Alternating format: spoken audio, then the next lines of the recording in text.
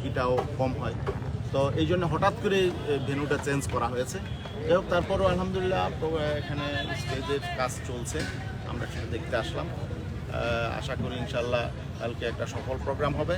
গোটা দুনিয়ার মানুষ দেখতে পাবে যে বাংলাদেশ ঐক্যবদ্ধ, বাংলাদেশের মানুষ ঐক্যবদ্ধ মানবতার পক্ষে, মাজলুম মুসলমানদের পক্ষে এবং ফিলিস্তিনবাসীর পক্ষে, গাজার মাজলুম মানুষের পক্ষে।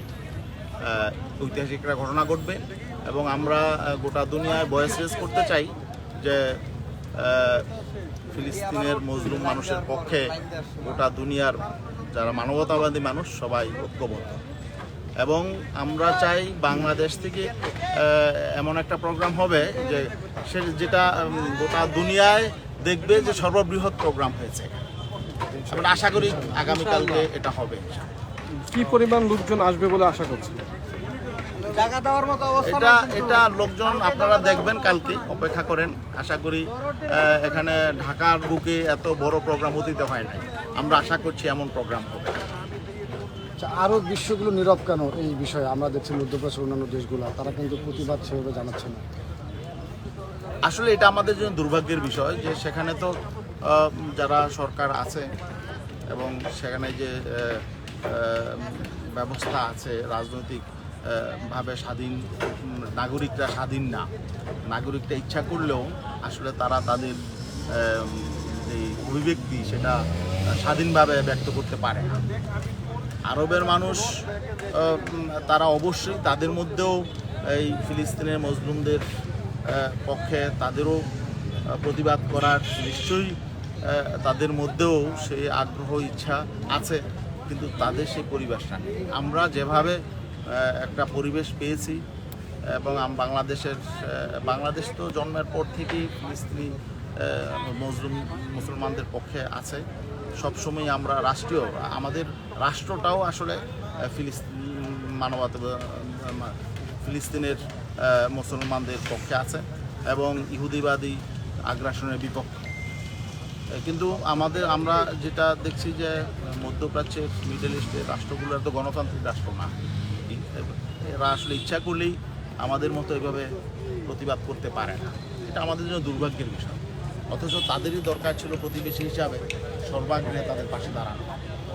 তো আমরা চাবো সামনে তারাও তাদের ভূমিকাটা যেভাবে ফিলিস্তিনিদের পক্ষে, মাসলুম মানুষের পক্ষে তারা দাঁড়ায় এবং জালেমের বিপক্ষে। ফিলিস্তিন ইস্যুতে জাতিসংঘের বিষয়ে কিছু বলতে চাচ্ছেন কিনা? জাতিসংঘ আসলে ভণ্ডামি করছে এই ইস্যুতে। আমরা যেটা জানি, আপনারাও জানেন যে আসলে এই ফিলিস্তিনে ইহুদিদেরকে একটা অবৈধ রাষ্ট্র কায়েমের জন্য জাতিসংঘই কিন্তু ব্যবস্থা করে দিয়েছে। 1948-এর 14ই মে যখন এই একতরফাভাবে ইসরায়েলের ইহুদিরা তারা ইসরায়েল নামক রাষ্ট্র ঘোষণা করলো, তার এক বছরের মাথায় কিন্তু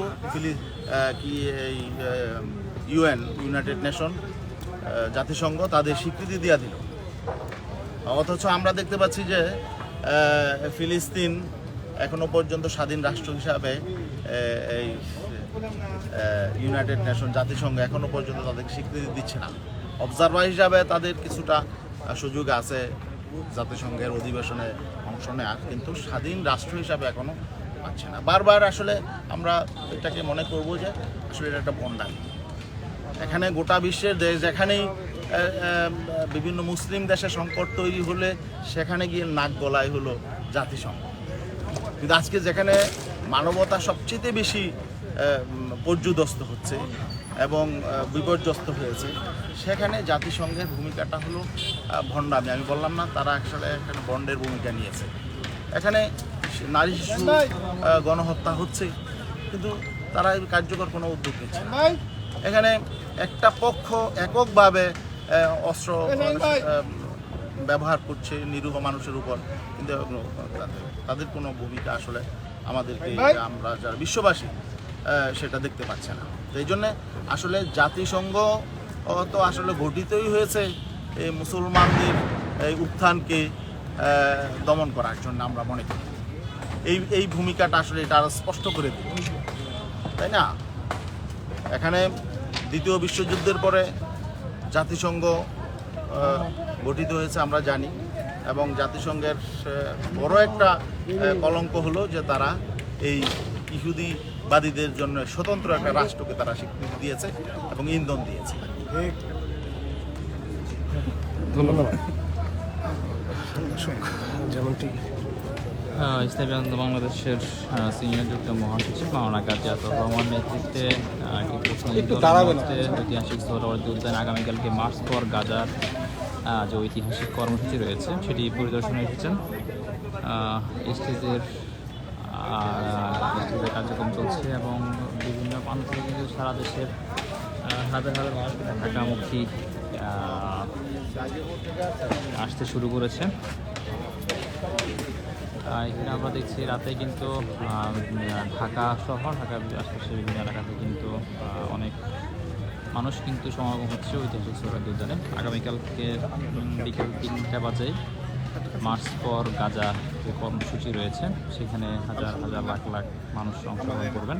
সারা বাংলাদেশের আজকে আয়োজিত সোহরাওয়ার্দী উদ্যানের বিশাল সমাবেশে আমাদের মাঝে আজকে উদ্যানে এত রাত্রে এসে উপস্থিত হয়েছেন আমাদের বাংলাদেশের অন্যতম দিকপাল ইসলামী আন্দোলনের যুগ্ম মহাসচিব এবং আমাদের সকলের আস্থার জায়গা ইসলামী আন্দোলনের অন্যতম প্রতীক আমাদের গাজীপুরের কৃতি সন্তান মাওলানা গাজী আতাউর রহমান সাহেব।